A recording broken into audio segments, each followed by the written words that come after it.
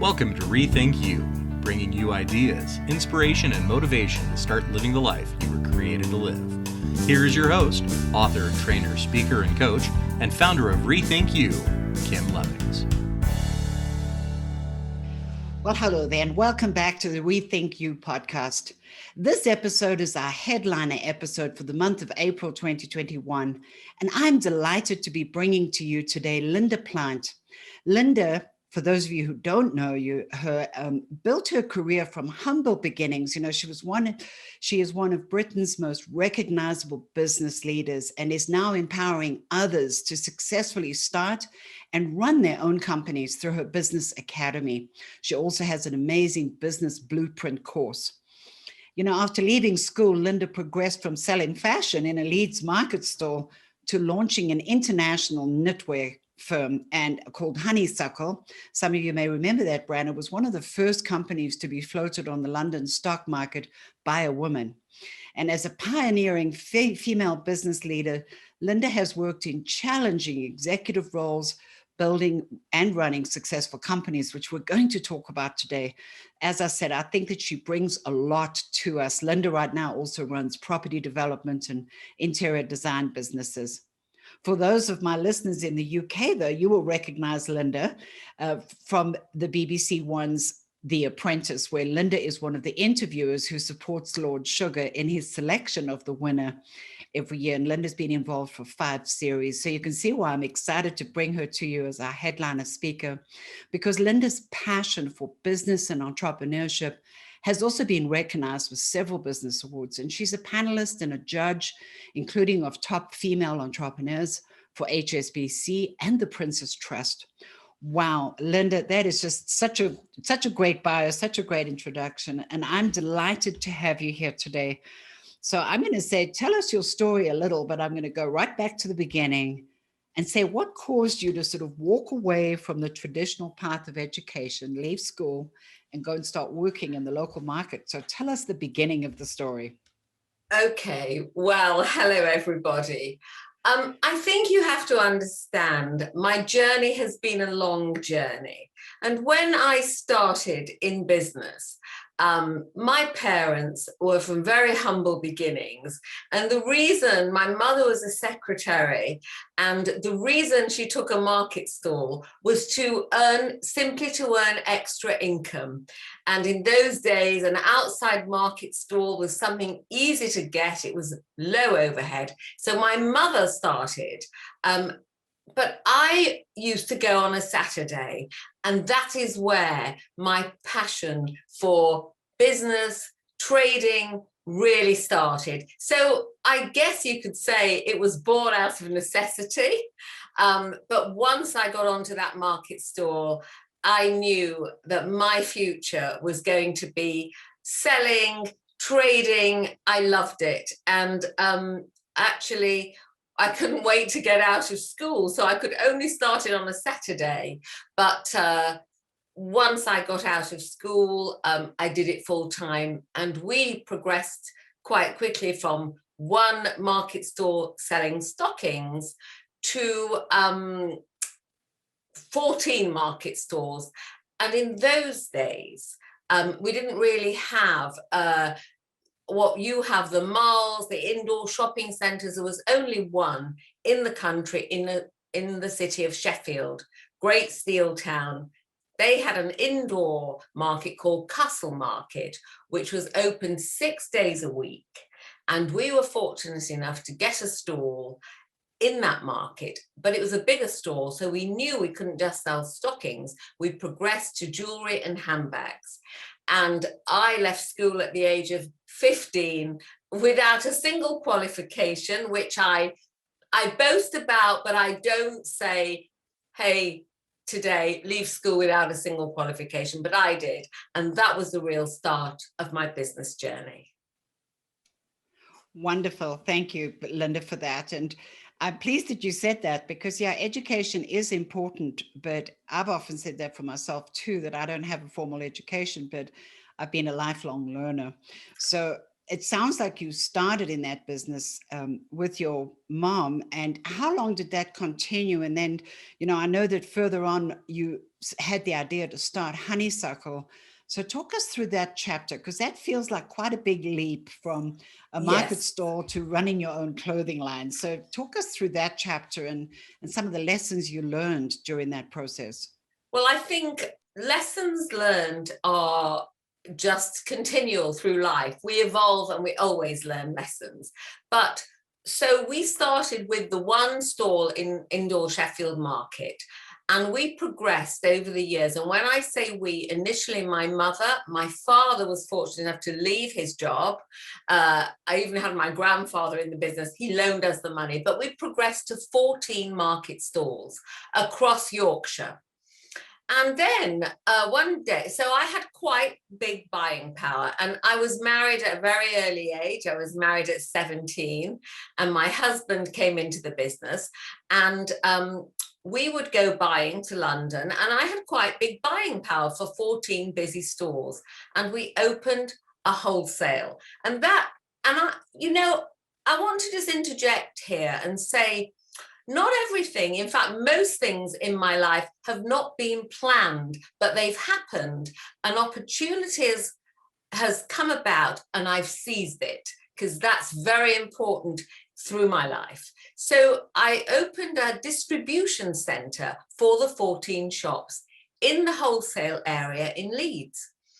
And one day someone came in and said, it was in the centre of the wholesale area, do you sell to other shops? And I quickly went, yes. We didn't, but I thought, well, why not? So we opened, because I was in the area for footfall, we opened a wholesale company. So I had 14 shops, and then I started a wholesale. All it meant for me was buying a bit more merchandise to furnish the wholesale. So I started selling to other shops. So I now had 14 shops, but I had quite a busy wholesale. So I could buy maybe 2,000 to 3,000 of a style. And I never really, I love knitwear. Knitwear has been a passion. Well, fashion's been a passion. And one day, a friend of mine called me. He was Chinese, and he said, Linda, would you like to go to Hong Kong? Because I have a friend and he is a quota holder, because in those days you needed quota to bring goods into the UK. And he's looking for a customer in the UK. He was supplying a mail order company. They have moved to their own office. And I thought, well, why not?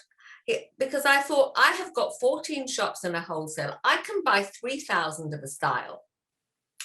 And I never could find, I talk a lot in business about having a USP, a unique selling point. I loved feminine, pretty things. I still do today. So I thought, well, I could never really find the kind of knitwear that I wanted to sell, and at the mass market prices. So I bought a plane ticket and I went to Hong Kong, knowing full well that I could buy 3,000 a style. I didn't really know what was awaiting me, but I met the agent and he took me round factories. And I saw designs being made for all the countries in the world.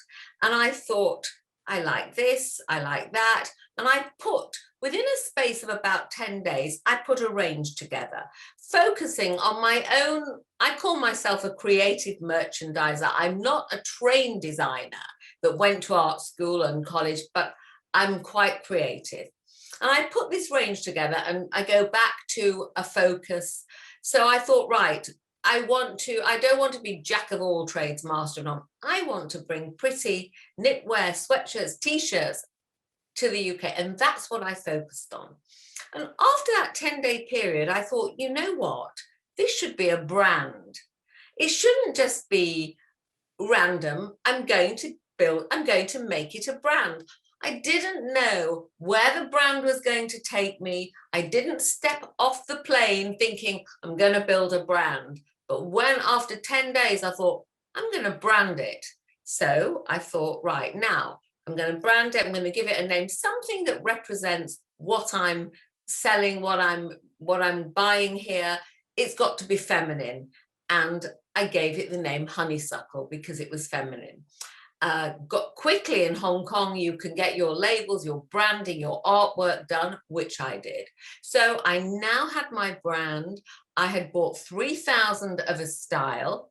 I took the samples back to the UK, hung them in my warehouse, in my wholesale, and all pretty lace, flowers.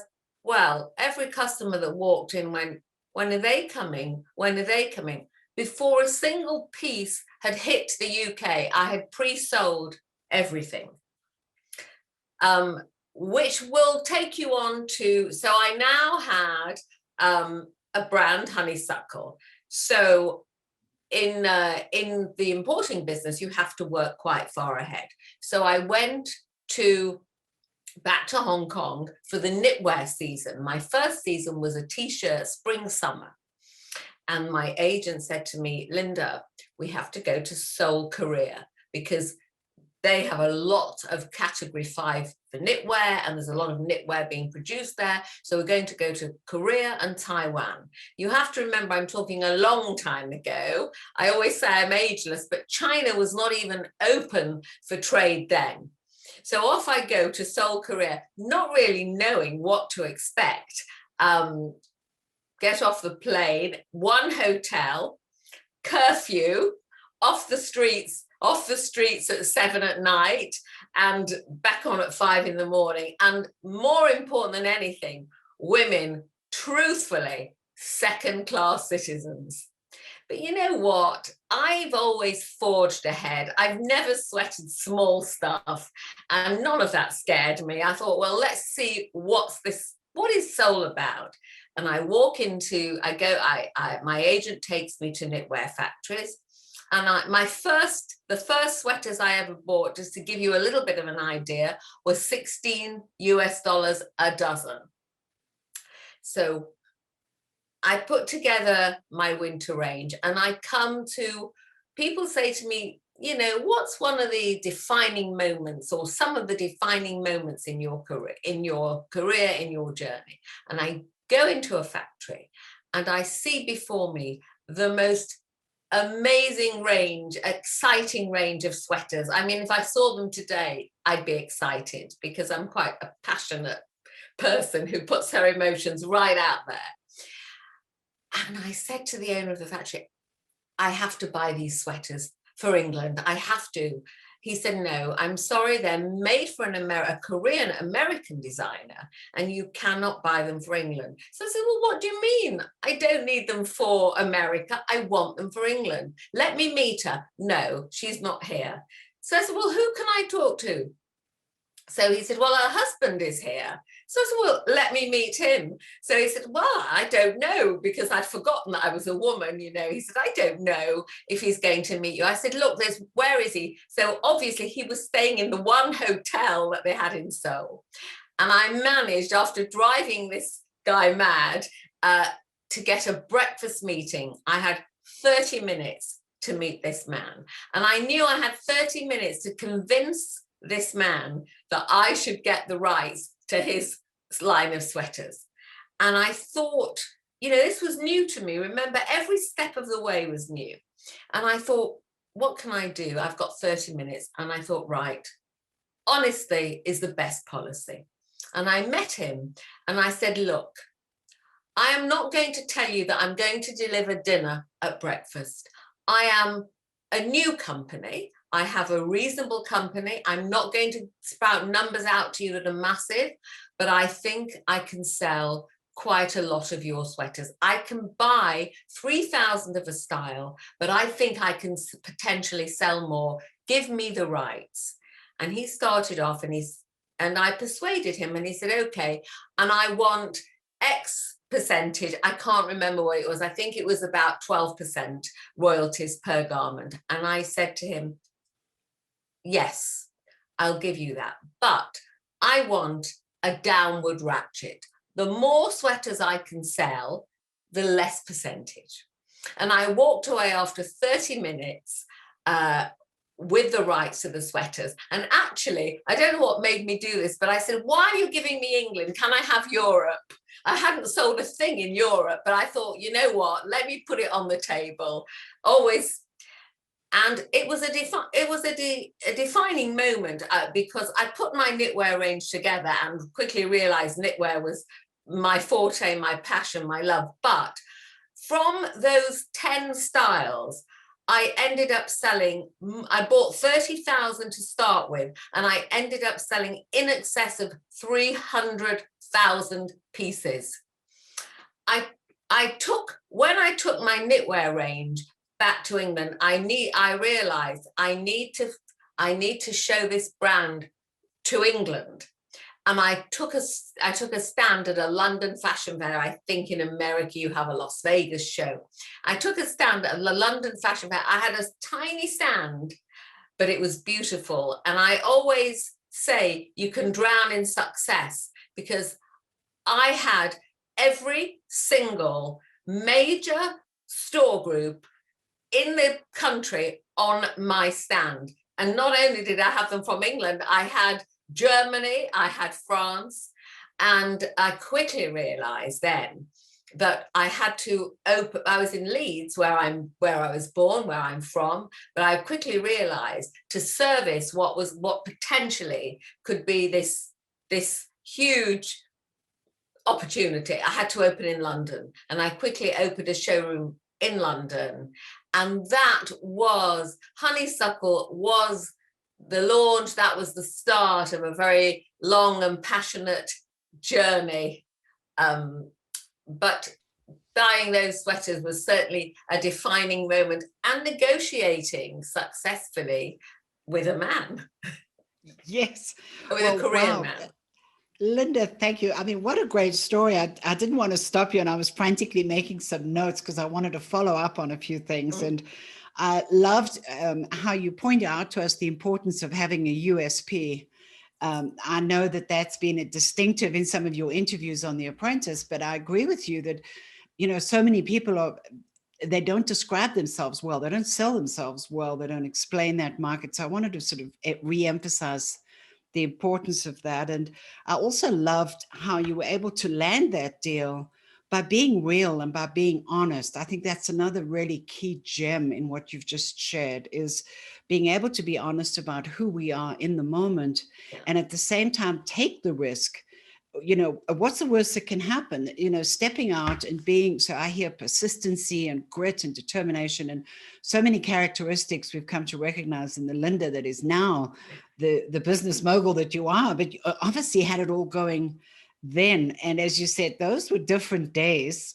And I often say, I can remember, I said, I'm old enough to remember being the first woman in management and having to swim upstream and go through those days. So, to put a deal together in 30 minutes is phenomenal. And I know that Honeysuckle went on to great success, and that at a certain point you sold it. So, how long did you keep Honeysuckle, and what was the transition out of that? So I built up Honeysuckle, and one day the phone rings, and it was from a company, a public company, and they said, would you like to sell your business? Now, my husband was in the business with me, my former husband.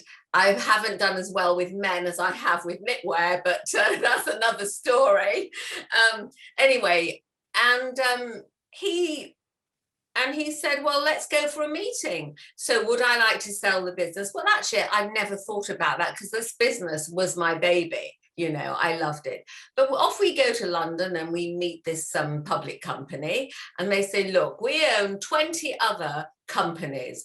You can sell your business and you can have X amount, a substantial amount of money, in the millions, low millions, but I'm talking about a long time ago.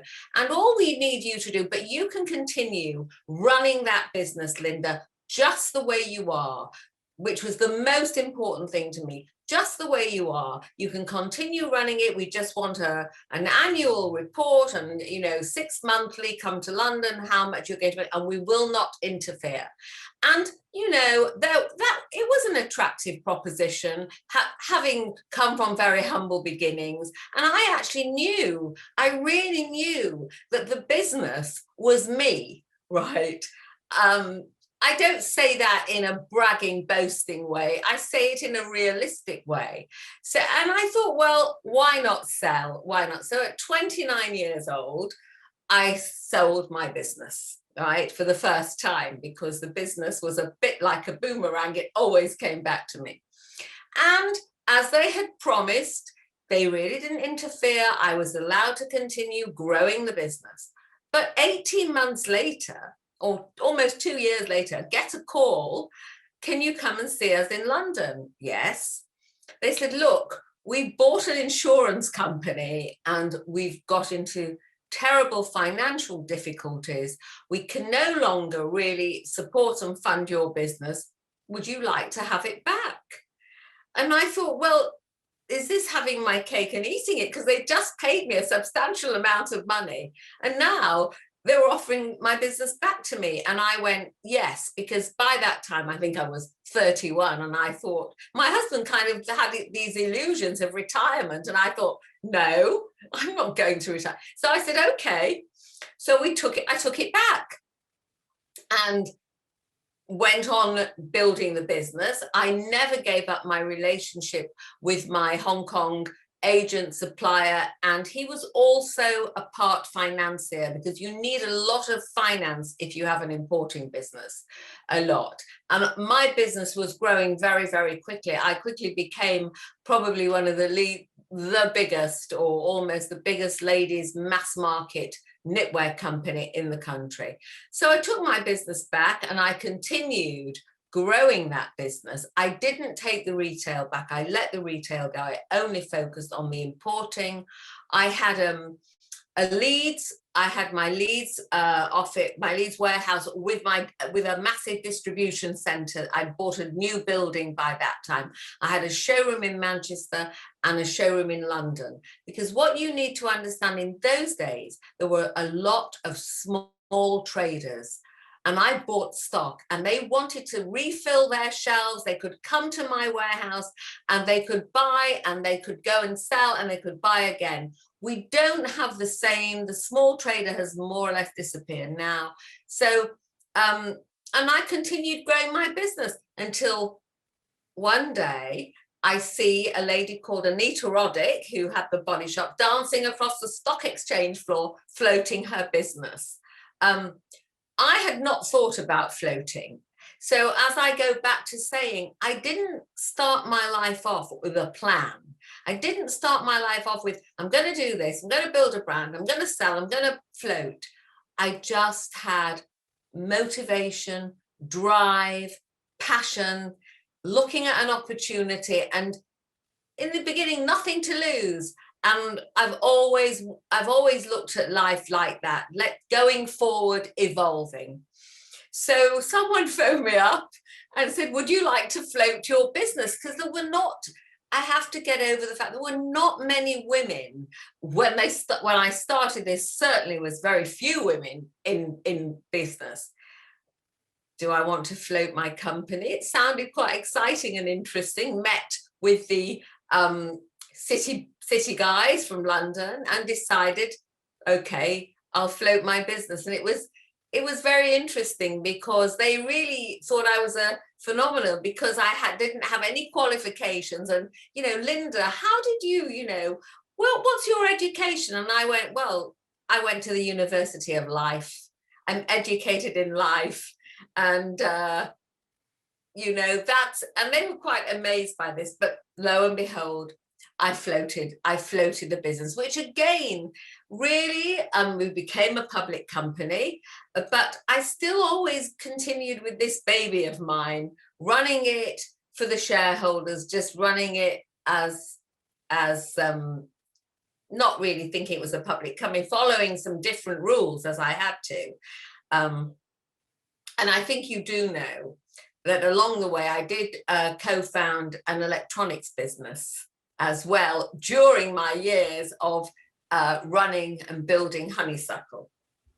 Absolutely, yeah, because I was going to go there next, and again say that, there was just so much that statement about motivation and drive and passion, and I'm going to come back to the electronics company, but I actually had a question right now, Leonard, because I know that in your academy, I know that you are mentoring young business folks, and I find myself hearing the 20 and 30 somethings saying, I'm still trying to figure out what I'm supposed to do in life. I don't know what my purpose is. I don't know what my plan is.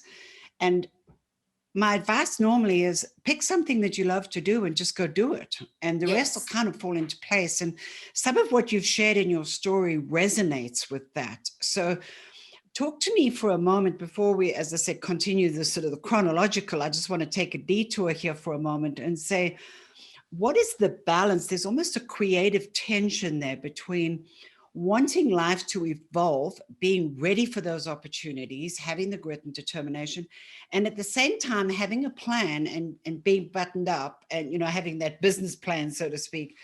Where is the tension between those two, in your opinion? Well, I think that, and in my course, I write in the 12 chapters, I write, where do you start? Well, I think how to get an idea. So I think you have to start with what you love to do, something that you love, because if you love it, you're already on the road. So I think it's very important to, when one is thinking, what do I want to do in life, right? And you have to start with, what is your passion? What are you good at? And what do you love to do? Because if you love to do it and you've got a talent for it, you're more than halfway on the road to success. So for me, I fell into it. I didn't just sit one day and think, oh, what's my plan? I evolved. And I think so today is no different. People, and facing this pandemic, we're seeing more and more of it, but one has to evolve. But where do you start? You start with, what are you passionate about? What do you love?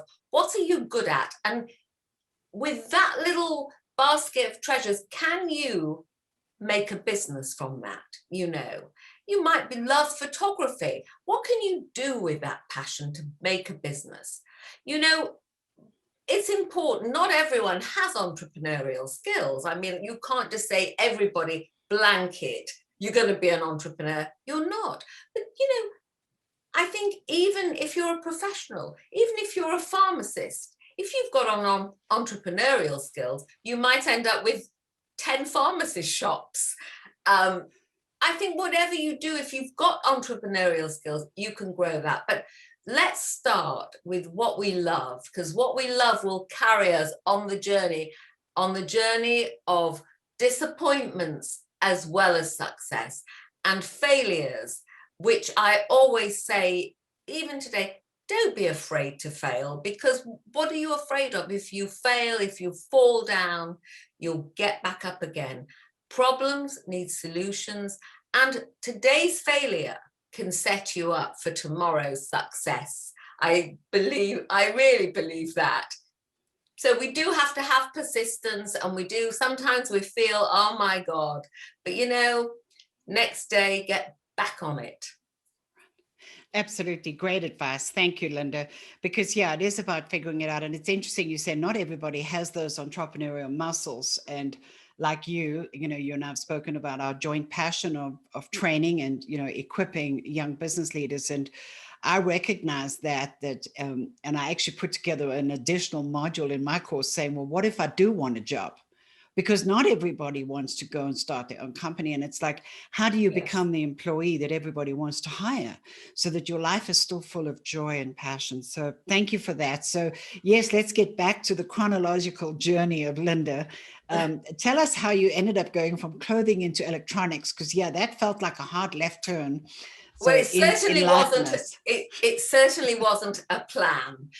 It wasn't actually that much of a difference. So a young guy that I knew from Leeds came to me, and he had talent. He had a talent for buying and selling. And he'd started in the electronics business. He didn't have any money and he had someone that supported him, but they didn't have a vision and they were kind of holding him back. And he came to me and said, look, Linda, I know I can buy these televisions and at that time TVs and microwaves, and I can sell a lot of them. It was a different business to my knitwear business insofar as this was a business where he was selling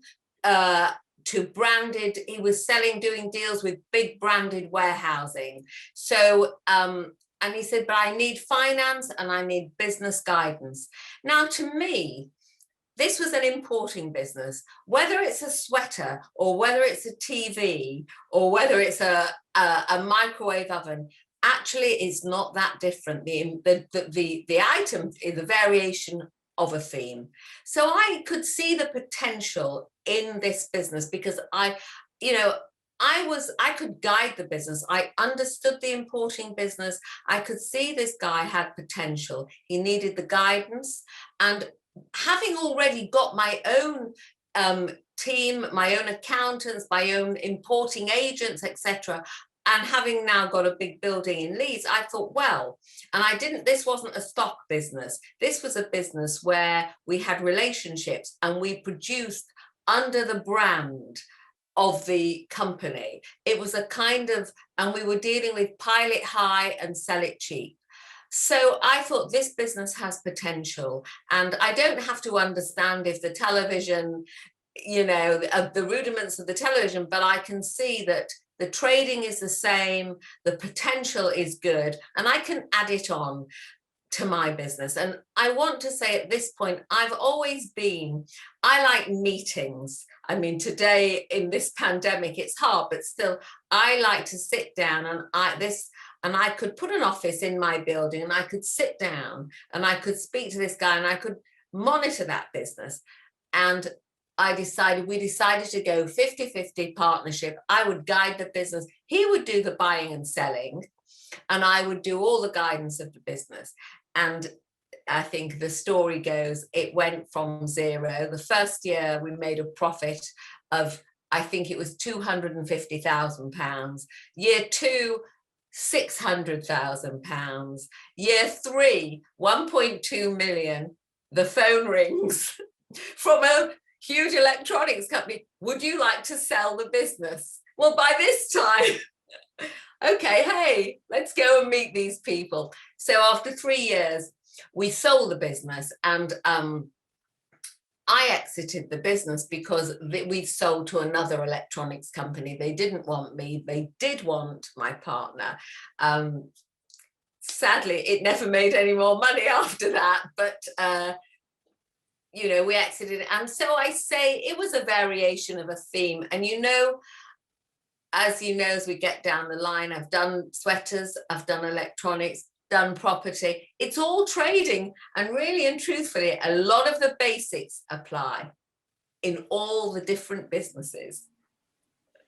So good, because it is about finding those common themes and as you said, finding that magic that you're really good at and being able to just leverage, rinse and repeat and apply it in different markets.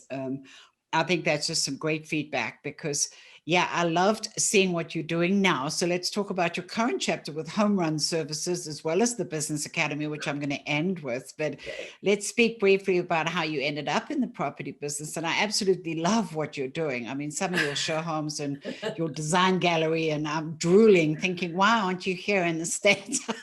Well, that's another, I have done some homes in the States. That's another thing I fell into. So after almost 30 years in the fashion business, after floating it and selling it, a change came in my life, and we have to evolve. And I want to say right here and now, for everybody or anyone listening, we must always be looking to tomorrow and today, not looking at yesterday. And I knew that this was the time for me to no longer spend half my life on a plane, traveling the world. A change was coming, and I had my third child, and I wanted to have a change. I moved from Leeds to London, and I went into the property business. So the buying and selling of residential, high-end residential property. And so my vision for fashion, for style continued. And I felt, when people buy a house, and it was high-end, my properties, sometimes a lot of people don't have a vision. They can't always see how it's going to look. So I decided I would furnish the houses that I had refurbed. And whether people bought the furniture or not didn't matter to me. I wanted them to walk in and think, wow, this looks nice. They don't want the furniture, fine, they can throw it away because it's part of the cost.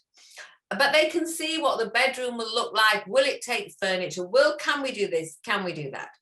But so that's what I did. And from this, not everyone who saw my properties bought the property, but suddenly agents were saying to me, well, people are asking, could you furnish their property for them? So again, here, something I had no clue that I was going to have an interior design business, but I had a team in place to dress and furnish my own properties. So I thought, well, why not? I've got the team.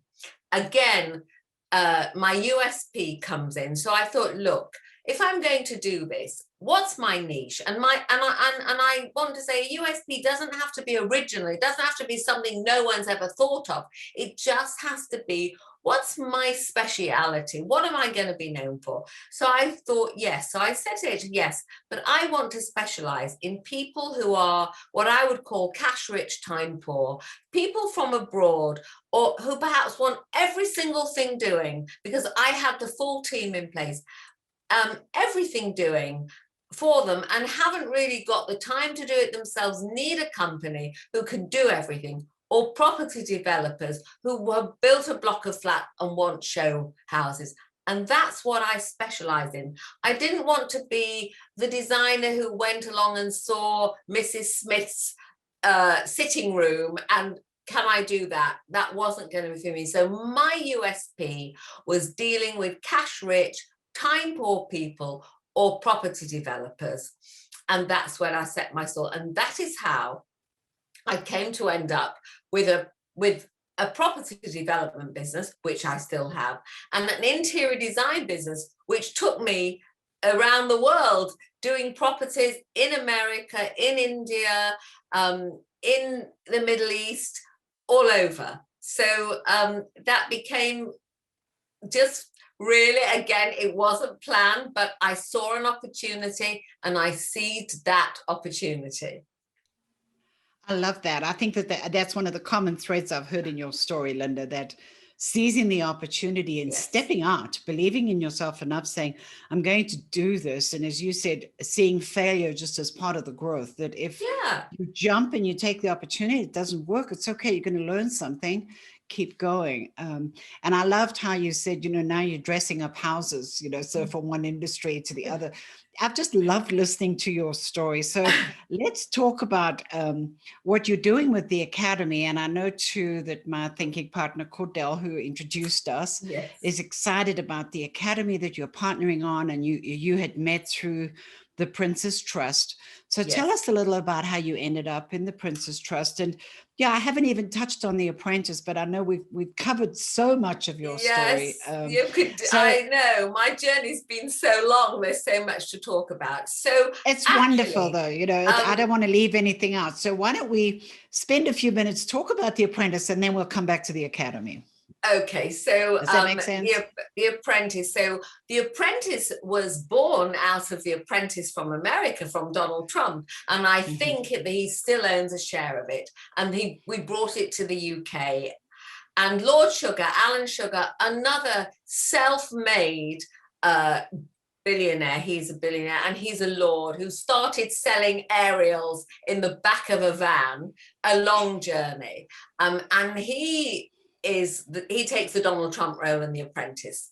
Anyway, I got a call from him. I knew him. I met him. He had a company called Amstrad, quite famous for computers. And I met him in Korea, in the Far East, when I would travel for Honeysuckle. I wasn't socially very friendly with him, but I knew him. I knew his wife. And he lives in Florida. He has half the year he lives in Florida. My son lives in Florida, and I too have a home in Florida. So I would see him in Florida, we'd have dinner. And one day, 6 years ago, out of the blue, he calls me and he goes, Linda, I'm looking for an interviewer for the final 5 on The Apprentice, someone who interviews the business plans and advises him on his investment. And he goes, but I want someone who's going to dig deep and expose those weaknesses. Can you do it? Well, like everything else in life, could I do it? I'd never been on television. I didn't know if I could do it. But you know what? I thought, well, I'll have a go. If I can do it, I'll do it. So he says, right, I'm going to hook you up with the BBC, with the people. They'll get in touch. They gave me, they called me up. They gave me a mock interview. So they gave me a business plan, and I went along there, and I was nervous because I'd never been even in an audition with TV cameras, and I had this interview. But you know what? It wasn't very, I knew he wanted someone, look, he didn't want boring. He didn't want someone who's going to say, well, you've done so well here. He wanted someone to find the faults and expose. So funnily enough, I'm doing this interview and I know what's wanted of me. And I forgot about the cameras and everything, because once I laid into this person with the business plan, because it was full of tricks and holes, as the real ones are, I just went away and I thought of, I just did my interview. And at the end of the audition, I thought I'd done quite well, because the camera, the lady in charge with the camera people said, I'd like to introduce you to the producer of the show. So I thought, well, I must have done something right.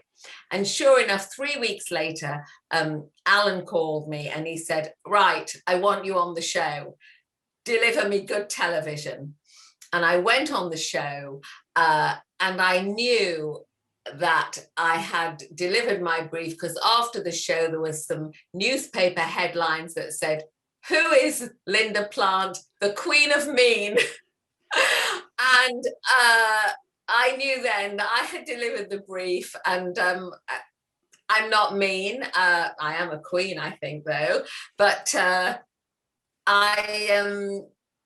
I expose the weaknesses, because actually the show is a real show. Of course, reality TV is TV first, but it's true, it's not made up. And Alan is investing £250,000 in a person and their business idea. So, if we're here to advise him, we have to look at the loopholes and at the weaknesses. And that's what I do. And that is what 6 years of that has led me on. In the pandemic, in lockdown, I'd thought about it beforehand to write a business course, because I felt I've had a long journey. I've had a varied journey. I've done a lot of things. And now perhaps it's my time to give back, to help others, to show them what I've got. To show them that you don't have to have a university degree to be a success, to show them that authenticity goes a long way, to say it like it is, and to show the ingredients that you need. I couldn't have done it on my own. You need team building, you need people. So I wrote a business course, and the Prince's, and because I've become well known now as the Queen of Mean, and I'm stopped with because of The Apprentice, the Prince's Trust got in touch with me and they asked if I would give a talk. And I was to young entrepreneurs, and I was very happy to do this, because I want to share my journey. And if it helps just one person, if people listening to your podcast at the end are inspired by me, that makes me very happy. I want to do that. And so I gave a talk to the Prince's Trust, and they said, would I consider, if they got a group of startups together and they gave me 4 or 5 to choose from, would I pick a winner and would I mentor her or him? And I did that, and I started, and I've fallen into everything. I never knew if I could be a business mentor or not. But interestingly enough, I picked a very wonderful girl who has a business where she's helping people with dementia, offering services, and I'm mentoring her. And then through the Prince's Trust, I met Cordell, and we decided to do a collaboration where actually between us, we are going to mentor people, we are going to share our expertise, our experience to help people in their journey. And that they may be starting their journey, they might be in the middle of their journey, but I think between us, we've got a lot of passion, a lot of drive, and it's quite exciting what we're going to be offering. And that's how we met, isn't it? Yes, no, it's absolutely wonderful. I'm so excited about it because, I was blessed to know Cordell and see his journey through the Prince's Trust and then get to meet you. So I know that I'm going to have a small piece of that picture in terms of the mindset work, using the technology. But at the same time, I think what you're doing is just so fantastic and so needed. So I'd love to see more business leaders. And I certainly hope that your modeling of this example would be a sample to, some of the big business moguls here in the USA saying, besides just sitting on Shark Tank, which is great, and we all watch it, what can you do to actually come alongside and mentor? I think it's just such a great concept, and it's so necessary, Linda. So thank you for doing that. And I just to add, I think that, in these unprecedented times, when actually business is changing, we need to help people pivot. We need to help people see what tomorrow is going to bring, because in England the high street is changing. Many things are changing here in England. So there's never been a more important time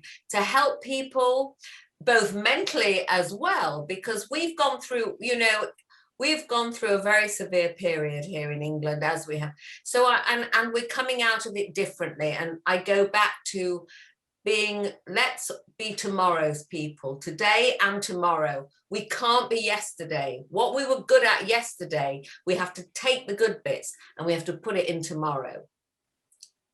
Excellent.